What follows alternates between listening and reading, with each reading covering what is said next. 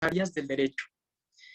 Les saluda Daniel Sánchez Roca, seré el moderador para la presente sesión. En esta ocasión nos acompaña el doctor Marcial Eloy Paucar Chapa, quien abordará el tema prisión preventiva y extradición. El doctor Marcial Eloy Paucar Chapa es fiscal provincial penal titular de Lima, doctorando en Derecho por la Universidad Nacional Mayor de San Marcos, magíster en Ciencias Penales por la Universidad San Martín de Porres, profesor de Derecho Penal en la Universidad Nacional Mayor de San Marcos, Universidad San Martín de Porres y la Academia de la Magistratura. Asimismo, los invito a colocar en la bandeja de comentarios todas las dudas referente al tema en cuestión. Al término de la exposición, mi persona será la encargada de transmitir las preguntas planteadas al doctor. Agradecer al doctor Marcial Eloy Paucar Chapa por la gentileza en aceptar la invitación y sin más que agregar, le cedo la palabra al doctor para que pueda iniciar con su disertación. Correcto. La ponencia durará aproximadamente 50 minutos. Quedamos a su disposición, doctor. Muchas gracias. Correcto, muchas gracias, estimado Daniel. Muchas gracias a los señores organizadores del presente evento por la oportunidad concedida de compartir en este espacio académico algunas reflexiones en torno a dos instituciones que en los últimos tiempos han tenido una relevancia en el contexto político criminal nacional actual, como lo es la extradición y la prisión preventiva. El día de hoy vamos a abordar un tema relacionado a ambos. Vamos en una primera parte a desarrollar algunos aspectos importantes de la prisión preventiva a partir de los criterios establecidos por la Corte Suprema en el Acuerdo Plenario 1/2019. Así también abordaremos lo correspondiente a la extradición. Muy bien. Entonces, estos son los temas que vamos a abordar en esta oportunidad, en dos partes. Muy bien. El acuerdo plenario relacionado a la prisión preventiva, el acuerdo plenario 1/2019, señala que los casos no deben basar, las decisiones judiciales no deben de basarse en casos mediáticos. Esto quiere decir que se tiene que resolver en función siempre de acuerdo a lo que se pueda recabar en la investigación. Y, por ejemplo, tuvimos este caso de una profesora inexperta que recién había sacado su licencia de conducir y al poco tiempo, debido a una imprudencia, negligencia, había pues tenido un accidente de tránsito.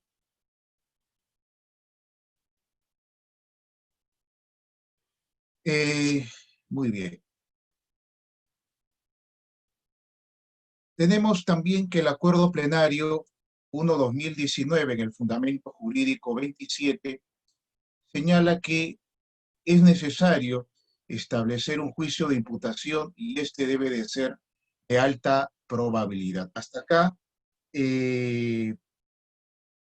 acá se tiene que también en sede de una audiencia de prisión preventiva es posible analizar la tipicidad o causas de justificación que antes pues no necesariamente eran de recibo en el debate, en el contradictorio.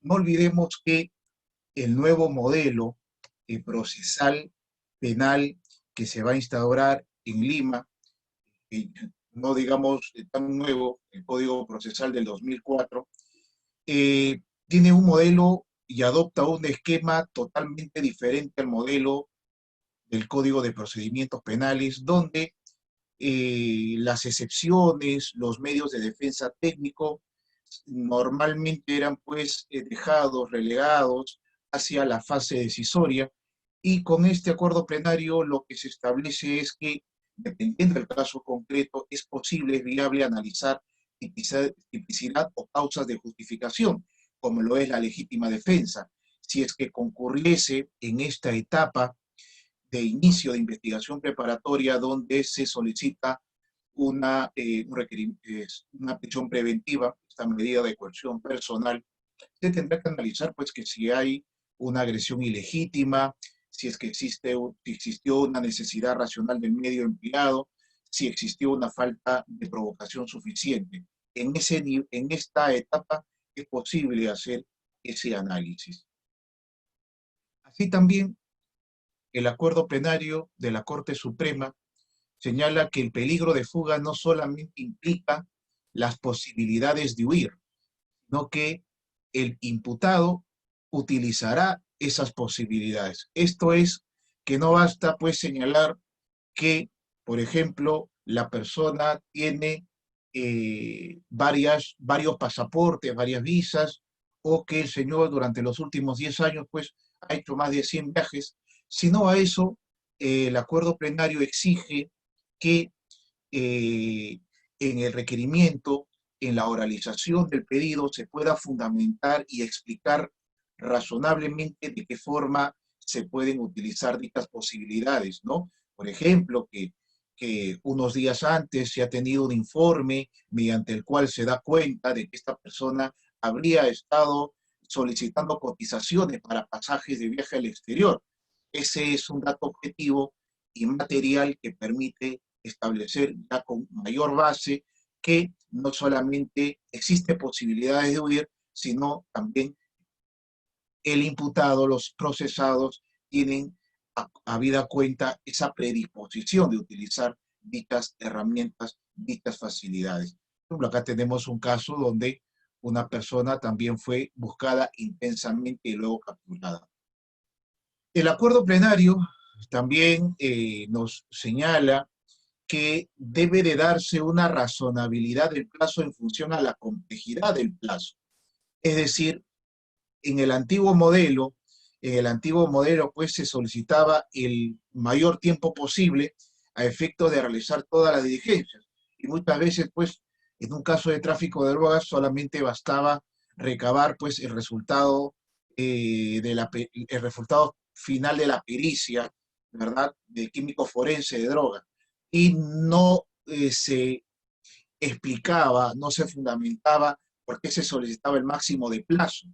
Y acá es importante establecer que todos los plazos vinculados a las medidas de coerción personal, desde la detención en flagrancia, la detención policial en flagrancia, si bien es cierto, hay una modificación constitucional que va de 24 a 48 horas, también es cierto que estos plazos son máximos. Es decir, no necesariamente se debe de resolver la situación jurídica dentro de las 48 horas, se puede dar dentro de las 24, dentro de las 20 horas, dentro de las 8 horas. Es más, se puede hacer un análisis en el caso de la detención policial preliminar, si es que la detención es arbitraria, se dio dentro de la flagrancia o no se dio dentro de la flagrancia. Algo muy similar ocurre en clave de la prisión preventiva, pues que el acuerdo plenario establece que también para establecer plazos de la prisión preventiva es importante señalar cuáles son las diligencias, cuáles son las actuaciones que se van a realizar. Y esto en función a la complejidad. Si es que, como por ejemplo, vamos a ver, hay un pedido de cooperación judicial internacional, y como sabemos, la cooperación judicial internacional toma un determinado tiempo, ¿verdad? Por ejemplo, en el caso de Ecuador, para presentar una extradición, luego de comunicada la detención, nos dan 40 días, otros países como Argentina me parece que 50, en el caso de Italia 60, si no me equivoco, y así cada país va a tener un determinado bemol temporal para extradición, para cooperación judicial internacional, si es que estamos, por ejemplo, ante delitos tan complejos como lavado de activos, donde involucra muchas veces también la recuperación de activos, es importante siempre establecer el plazo y fijar el plazo sobre esa base. Si es que, por el contrario, estamos frente a un delito común, frente a un delito donde no necesariamente se necesitan practicar diligencias demasiado complejas, pues allí el juez tiene que evaluar la razonabilidad de este plazo. Así, por ejemplo, en este caso, donde se dio el asesinato en un hotel del distrito limeño de San Martín de Porres, hubo pluralidad, hubo toda una información a través de los medios de prensa y se solicitó 18 meses, pero finalmente el órgano jurisdiccional decantó por amparar el pedido solo por 15 meses. Eso es importante.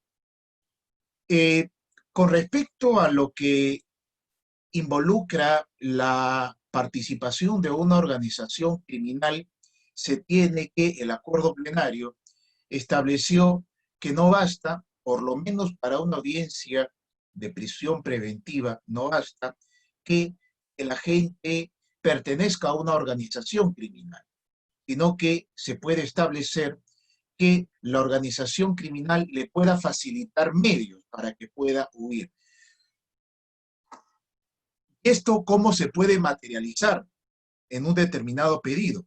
Pues bien, teniendo en cuenta, por ejemplo, los antecedentes de fuga que pudo haber tenido determinada organización criminal en cualquier otra parte del mundo, por ejemplo, ¿no? Eso, por ejemplo, lo maneja mucho Estados Unidos cuando trabaja el tema de cárteles, ¿verdad?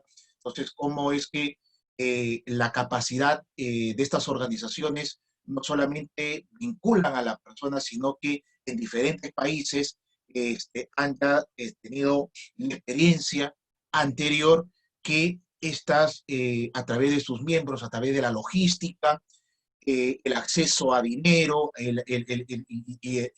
incluso hay una jurisprudencia del Tribunal de la Corte Suprema en Estados Unidos que señala que el acceso al dinero puede facilitar incluso el pago de sobornos para poder escapar. Entonces, todos estos bemoles, todos estos parámetros permiten agregar en el caso concreto que se vincule a una organización criminal, el poder explicar, fundamentar razonablemente de qué forma esa organización criminal puede facilitar medios para la huida del imputado.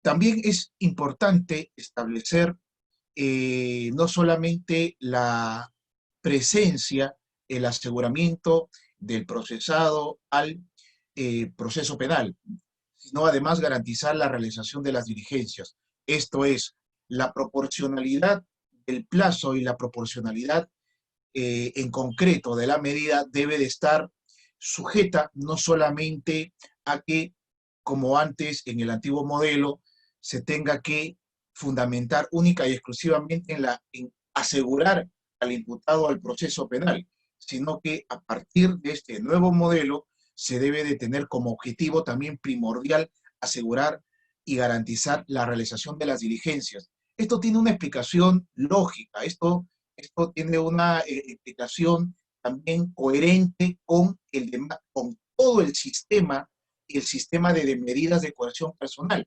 Por ejemplo, una medida de detención judicial preliminar no solamente se debe de basar en un peligro de fuga únicamente, sino que debe de tener un correlato, una relación, una conexión con la necesidad de practicarse diligencias urgentes y necesarias con presencia de los imputados. Entonces, más o menos en esa misma lógica es que la prisión preventiva, que tiene un nivel y un estándar y además tiene una serie y una fase totalmente diferente, tiene dentro de la configuración sistemática de las medidas de coerción personal una lógica que va en ese sentido. No solamente asegurar la presencia del imputado, sino también garantizar la realización de diligencias urgentes y necesarias. Respecto a la posibilidad de discutir juicio de imputación, tipicidad, antijuricidad, culpabilidad y qué duda cabe ya hay muchas voces autorizadas que señalan un cuarto estadio de análisis, que es la punibilidad. Si la sede, la fase que se da en una audiencia de prisión preventiva permite, habilita o no la realización de este nivel de análisis. Y así, por ejemplo, en el caso de Evi Ágreda, donde finalmente se otorgó el plazo de 9 meses de prisión preventiva, allí debemos de recordar que la defensa había planteado que era un supuesto de lesiones graves y no de tentativa de feminicidio. Recordemos que, por lo menos para la fecha de la audiencia de prisión preventiva, este caso tan lamentable, donde todavía la agraviada se encontraba grave, pero con vida aún, la tesis, la teoría del caso planteado por el Ministerio Público era de tentativa de feminicidio, mientras que la defensa planteaba una hipótesis, una teoría del caso de lesiones graves. Y ahí esto tenía una incidencia directa respecto a la gravedad del delito y el plazo. En ese sentido es que se llegó a debatir si es que correspondía tentativa de feminicidio o lesiones graves, y el órgano jurisdiccional planteó y recogió la hipótesis fiscal, es decir, tentativa de feminicidio.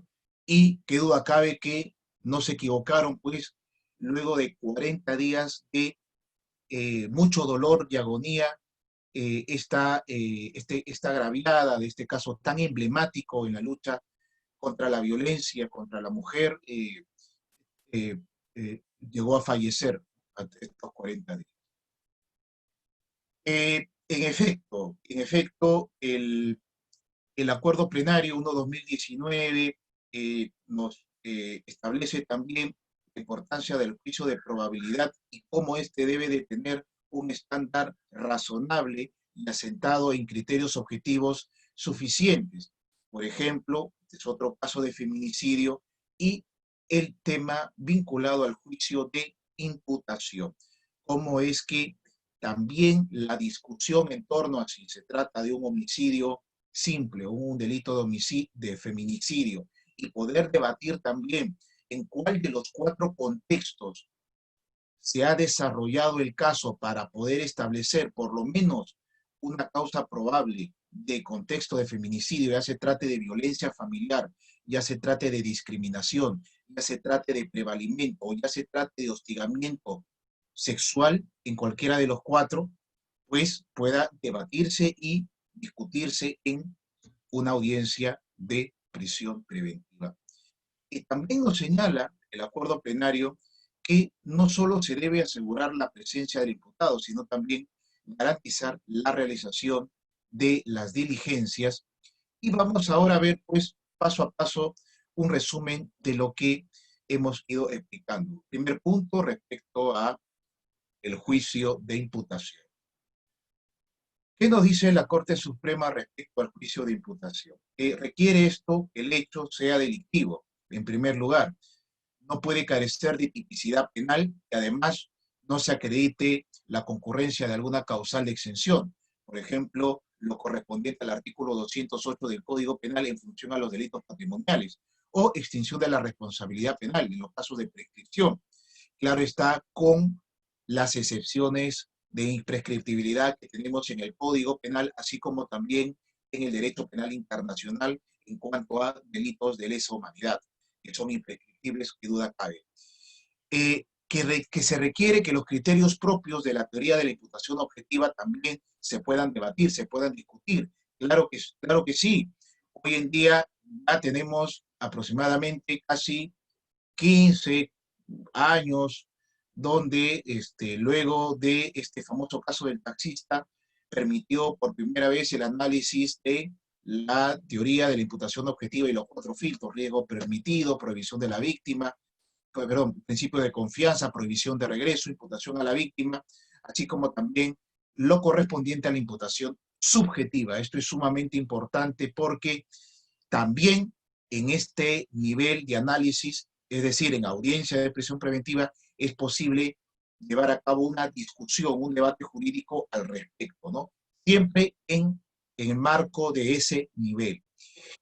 Porque cabe recordar que en una audiencia de prisión preventiva no podemos hablar de pruebas, sino de elementos de convicción. Tercero, exista alta probabilidad de delitos con todas sus categorías materiales. Esto es decir, tipicidad, antijuricidad, culpabilidad y punibilidad. También se da este problema particular cuando se atribuye la comisión del delito de organización criminal o banda criminal. Y acá también lo vinculamos al Acuerdo Plenario 8/2019. Cuando estamos frente a un caso de banda criminal y cuando estamos frente a un delito de organización criminal.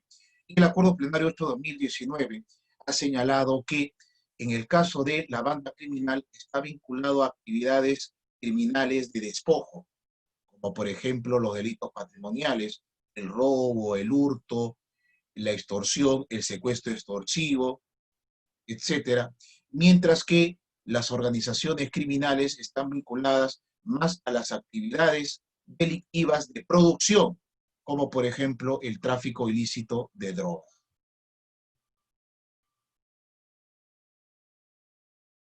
Entonces, por ejemplo, dentro de la discusión y el debate de prisión preventiva y el juicio de imputación, la Fiscalía puede, por ejemplo, imputar peculado doloso, configurado en el artículo 387 ab inicio, mientras que la defensa quizás pueda plantear pues un hurto.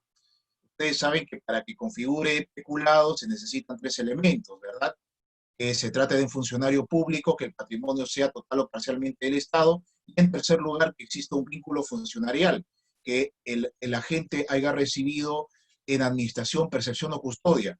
Basta que falte uno, el vínculo funcionarial, para que esto no sea peculado y puede ser hurto. De repente la defensa plantea, oiga, no está demostrado que mi defendido quizás no ha tenido el bien en administración, ni en percepción, ni en custodia. Es decir, él pertenece a la institución, pero en ningún momento se le encargaron. Entonces no estamos frente a un peculado, sino frente a un hurto. O quizás se plantea la hipótesis, la teoría del caso de un peculado culposo, ¿no? Está configurado en el 387 infine, parte final.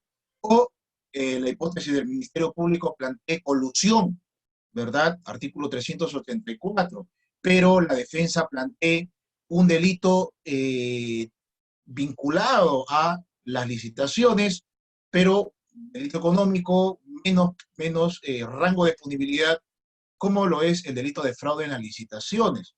Recordemos que en agosto de este año se han resucitado varios tipos penales que antes habían sido despenalizados, como el delito de abuso de poder económico, el delito de acaparamiento. Entonces, el delito de fraude en las licitaciones es un delito económico que está vinculado a las licitaciones y que, en buena cuenta, si se trata de un extraneus, la hipótesis de la defensa puede plantearse en esos términos. O, por ejemplo, la tesis fiscal propone una imputación por tráfico de influencias en organización criminal, mientras que la defensa plantea una hipótesis de tráfico de influencias, pero en cadena, no vinculado a una organización criminal. Sospecha fuerte versus sospecha suficiente. Este es otro punto importante. Ha habido mucha confusión en tanto en cuanto se tenía o se tiene la idea un poco distorsionada de que la sospecha fuerte, como es o tiene un nivel por encima de la sospecha suficiente, si para la sospecha suficiente está al nivel de la acusación, entonces la sospecha fuerte para una prisión preventiva debe de estar casi como para un nivel de condena. Esto no es técnicamente correcto, no es 100% correcto. Hay que explicar no desde el punto de vista de los niveles, sino de la naturaleza jurídica de cada uno de estos niveles.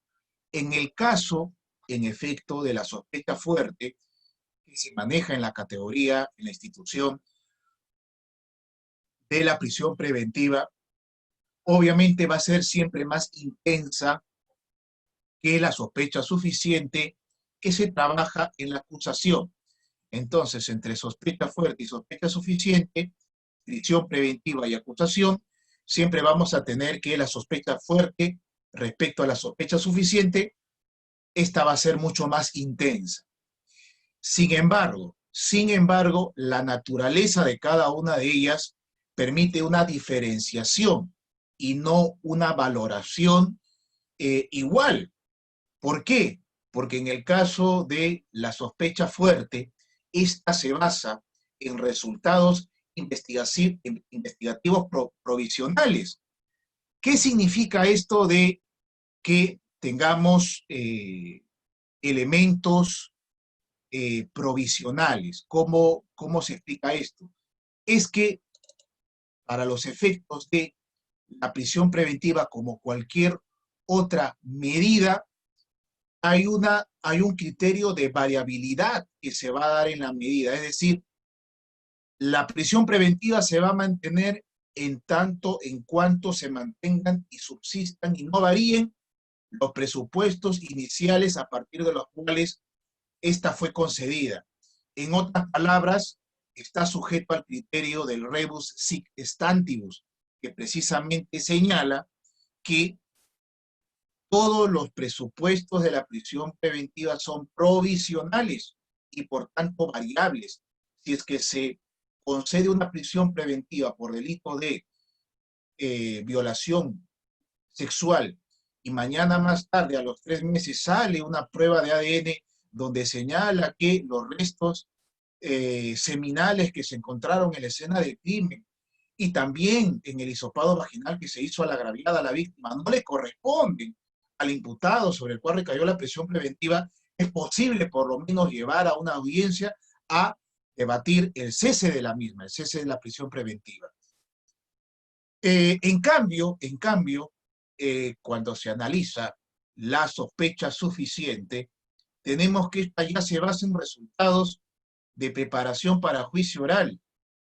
En otras palabras, tiene un carácter estático, a diferencia del carácter dinámico que tienen los resultados investigativos provisionales que se trabaja en la prisión preventiva. Entonces, la naturaleza jurídica y procesal de ambos varía y por tanto los análisis y los bemoles también son totalmente diferentes. Obviamente que la acusación luego de la etapa intermedia y pasando el filtro, esto ya en clave de juicio oral tiene pues un asidero que ha pasado filtros y tiene un carácter estático.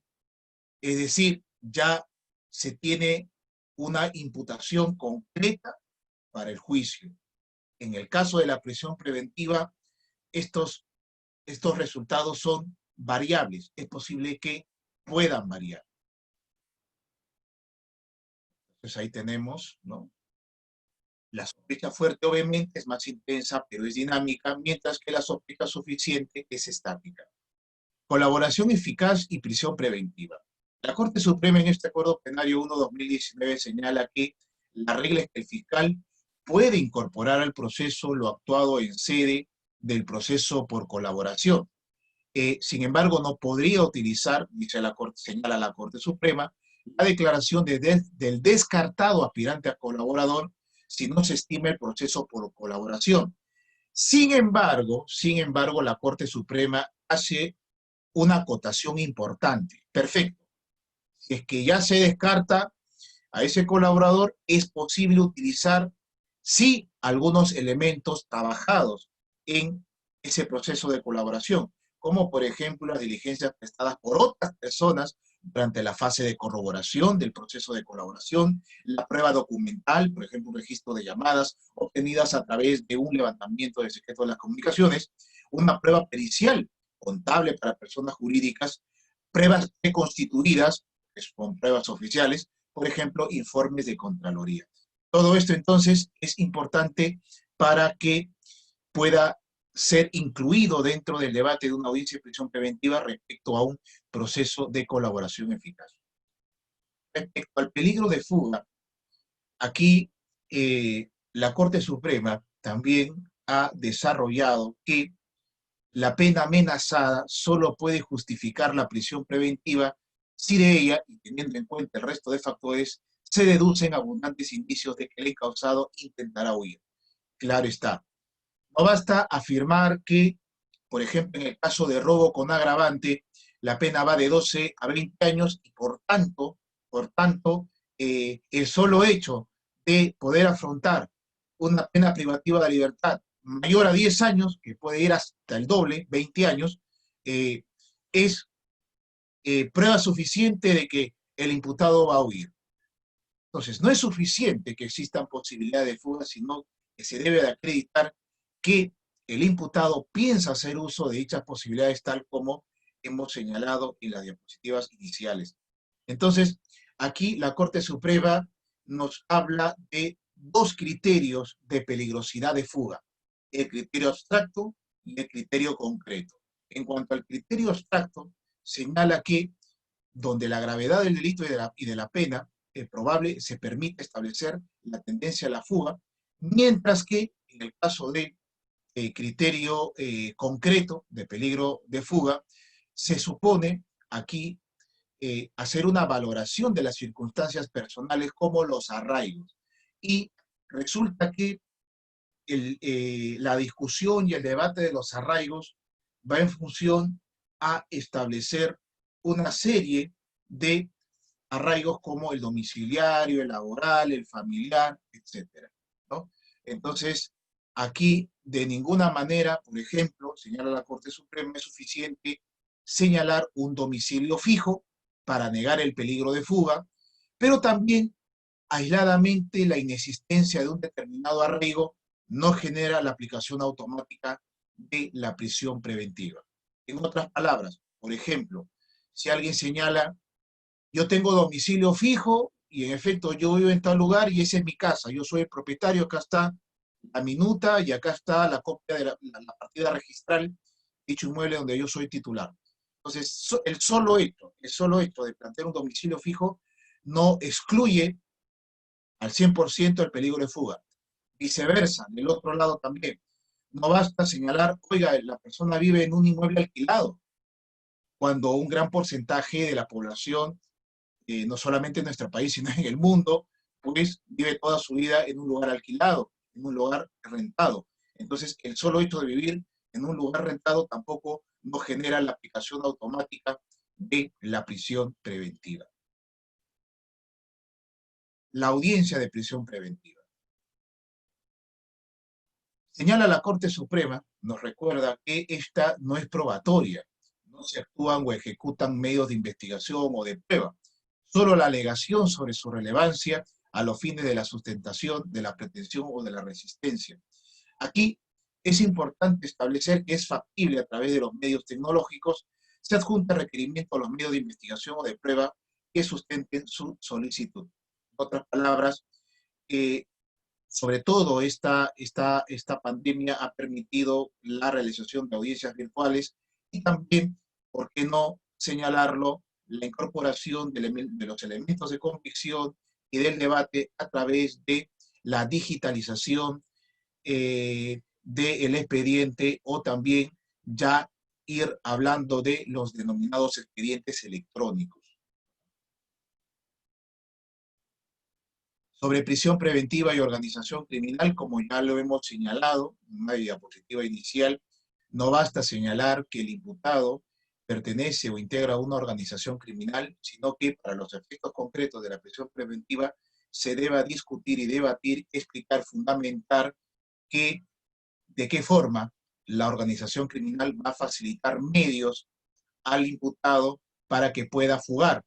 O del otro lado, de qué forma se puede fundamentar cómo el imputado puede tener acceso a recursos de la organización criminal para posibilitar o facilitar su fuga. Muy bien. Hasta aquí hemos explicado lo correspondiente a la prisión preventiva, no sin antes dar algunas reflexiones. Primero, que como toda política criminal que siempre va a tomar decisiones, a adoptar políticas, planes, estrategias, fijar objetivos en función a la información que suministra la criminología, dado que el entorno social es cambiante, mutable, los cambios históricos, los cambios sociales, políticos, hacen que la política criminal nacional en general vaya cambiando y la dogmática se encargue de hacer la evaluación y establecer las propuestas de ley diferentes correspondientes.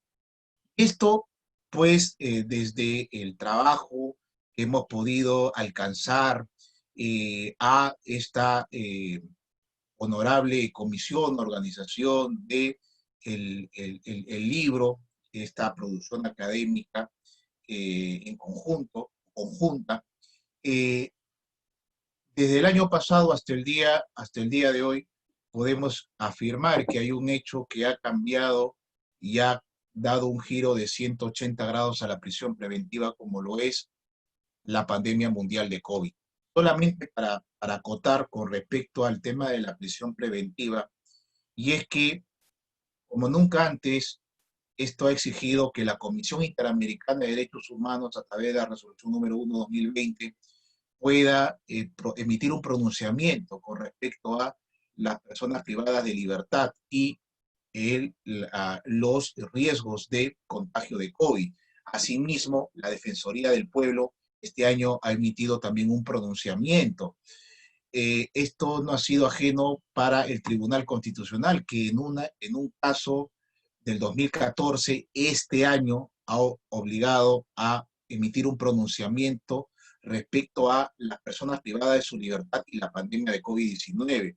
Qué duda cabe que se conformó una comisión con 2 magistrados supremos, juristas de altísima calidad de la Corte Suprema, como lo son el maestro Víctor Prado Saldarriaga y el doctor César San Martín, quienes establecieron criterios para poder establecer un nuevo marco normativo sobre la prisión preventiva, cese de prisión preventiva y otras instituciones que puedan permitir hacer una retroalimentación y al mismo tiempo una reevaluación, un reexamen de las medidas. Y así es que la Corte Suprema emitió una directiva señalando cuáles son las pautas a seguir en cuanto a la reevaluación de la prisión preventiva.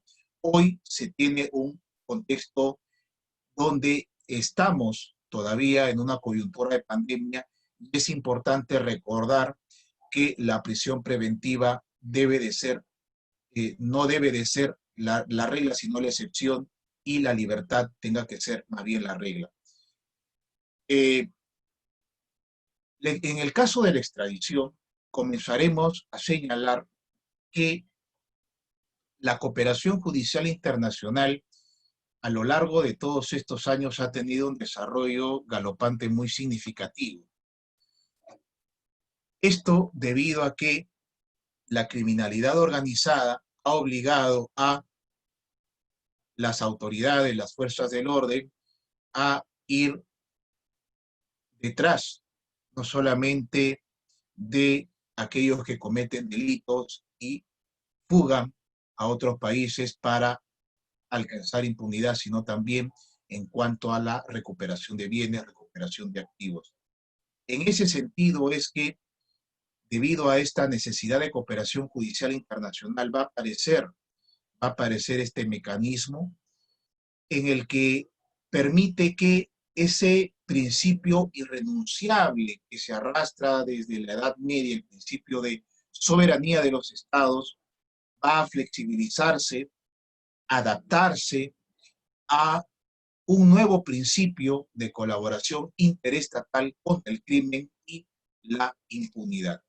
Esto es sumamente importante porque, por ejemplo, luego de la Segunda Guerra Mundial, ustedes habrán podido ver, estudiar que luego de los juicios de Nuremberg, luego de los juicios de Tokio, eh, se continuaba se continuaban investigaciones tendientes a ubicar a todos los ex criminales de guerra de la Alemania nazi.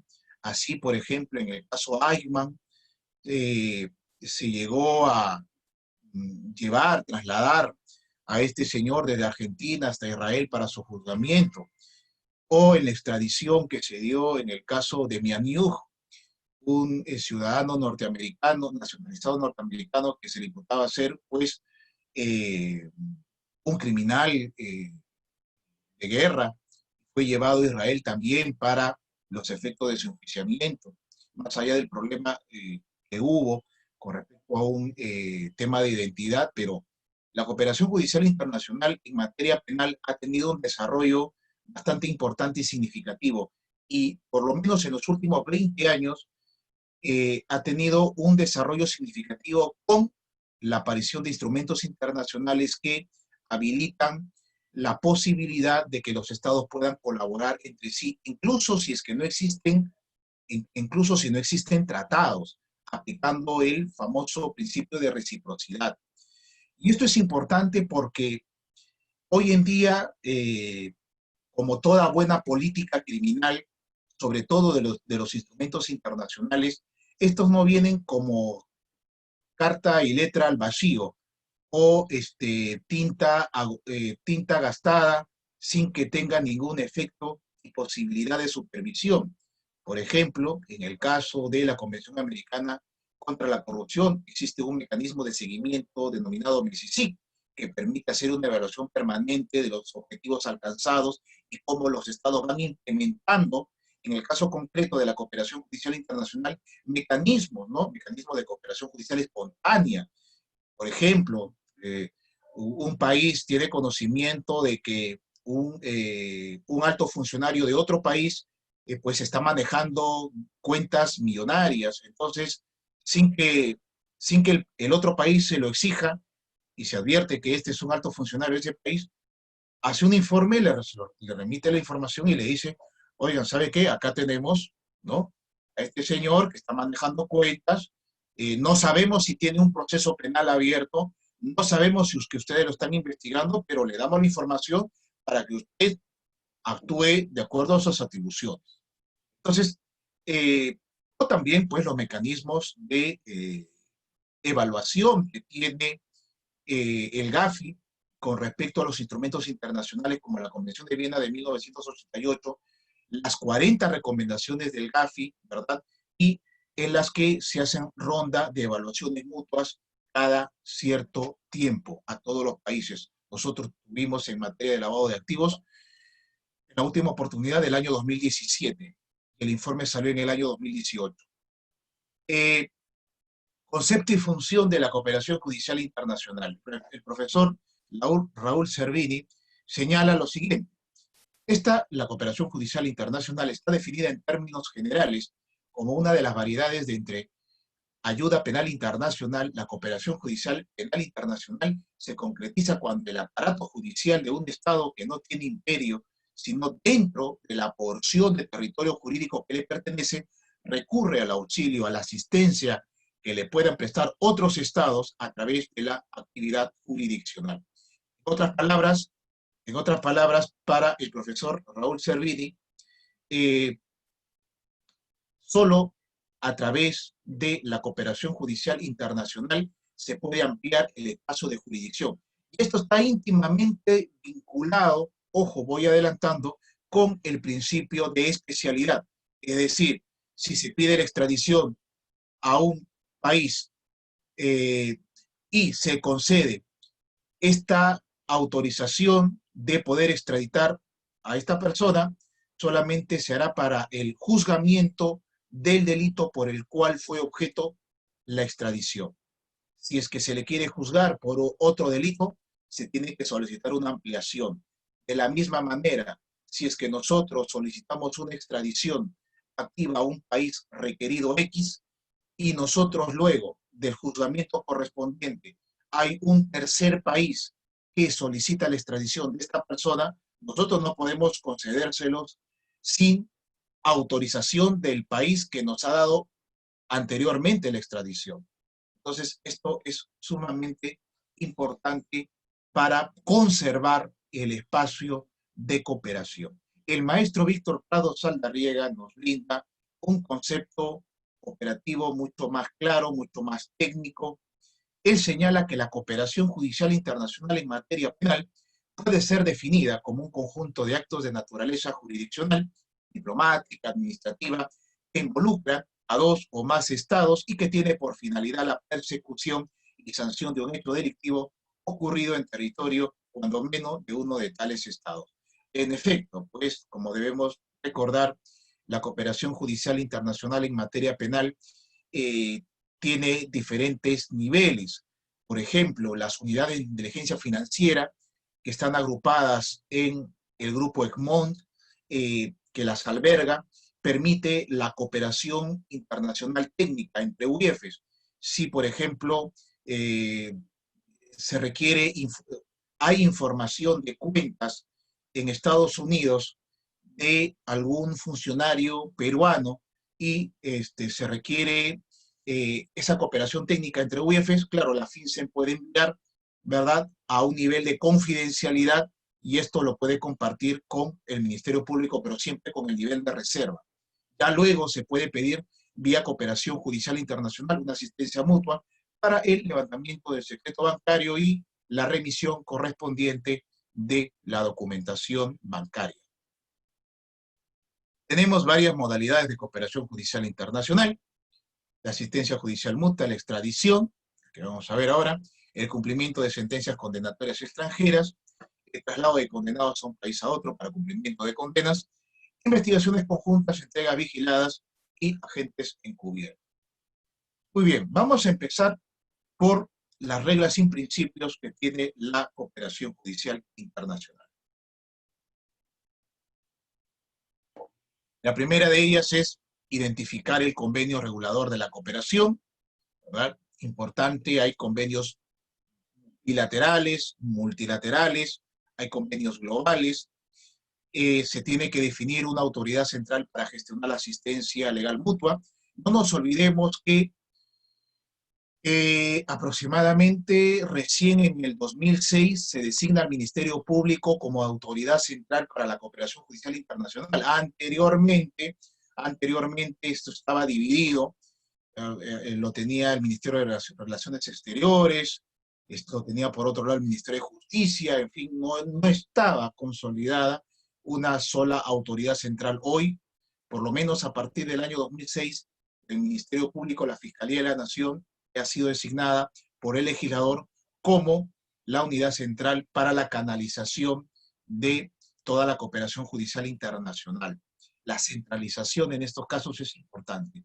El principio de doble incriminación, es decir, que la imputación hacia una persona constituya delito tanto en el país requirente como en el país requerido. La facultad del Estado de abstenerse de cooperar por razones de seguridad interna o intereses nacionales. ¿Qué duda cabe, como lo vamos a ver más adelante en el caso Hervé Falciani, donde, si bien es cierto, se pueden dar todos los presupuestos de la extradición, pero en el caso de España, por razones de interés nacional, es decir, la colaboración de este señor para poder ubicar las cuentas bancarias y la evasión tributaria que habían realizado varios ciudadanos españoles en cuentas suizas, permitió que no se habilitara la extradición de este señor Hervé Falciani, y al día de hoy, con esta colaboración que se ha obtenido de este proceso de colaboración eficaz, ellos no lo denominan así, ¿no?, especie de delación, ha permitido la condena de varias personas debido a esta herramienta tan importante. La prohibición de utilizar la cooperación con fines de discriminación y represalias políticas. Importante la diferencia entre lo que corresponde a delitos políticos y delitos de corrupción política. Cuando hablamos de delitos políticos, hablamos a delitos clásicos como la sedición, la rebelión y el motín. Delitos de corrupción política, todos los delitos de corrupción de funcionarios. Exclusión de los delitos militares y delitos tributarios, el consentimiento del condenado para su desplazamiento al extranjero, con excepción de la extradición, y el compromiso de aplicar la reciprocidad ante la falta de convenios específicos. Muy bien, aquí tenemos 3 principios operativos, pero vamos directamente a explicar la extradición. ¿Cuál es la naturaleza de la extradición? La extradición es un procedimiento de cooperación judicial internacional en materia penal de tercer grado. ¿Cómo es esto? Las de primer grado son aquellas donde se solicita información sin afectar derechos fundamentales, como por ejemplo, Perú le solicita a México información que está en las partidas registradas de ese país. No se afecta ningún derecho fundamental. Mecanismos de segundo grado nivel son aquellos que ya van a afectar derechos fundamentales, como, por ejemplo, el levantamiento del secreto bancario. Y en el caso de las medidas de tercer grado nivel, pues acá tenemos la afectación de la libertad personal y en este caso tenemos la extradición. Por tanto, podemos afirmar que la extradición es un procedimiento de cooperación judicial internacional en materia penal, mediante el cual un Estado requirente solicita a otro requerido la entrega del autor o partícipe de un hecho punible que se halla dentro de su territorio y se encuentre procesado o ha sido condenado por las autoridades competentes del Estado solicitante. ¿Cuántas clases de extradición tenemos? Una extradición activa, cuando el Estado peruano solicita a un país X, o la extradición pasiva, cuando un país X solicita al Estado peruano la extradición de un ciudadano extranjero o de un ciudadano peruano que ha cometido un delito en dicho país. ¿La justicia constitucional puede bloquear la extradición? Es la gran pregunta. Primero que nada, ¿la justicia constitucional puede bloquear una extradición? Sí, y ya lo ha hecho en el futuro. ¿En qué casos? Como hablábamos de los principios, cuando se va a vulnerar los derechos fundamentales de la persona, como por ejemplo, ponerse en riesgo su integridad, ¿no? Así hemos tenido nosotros un caso donde el Tribunal Constitucional, en el expediente 2278-2010, ¿verdad? En 2010 había el proceso de habeas corpus, donde se planteó esto contra la resolución suprema que ya había autorizado, es decir, esta extradición ya había pasado por la Corte Suprema y el Ejecutivo. Y el Tribunal Constitucional, ¿qué señaló en este caso? ¿Qué resolvió? Declarar fundado el habeas corpus. En consecuencia ordenó al Estado peruano, representado por el Poder Ejecutivo, que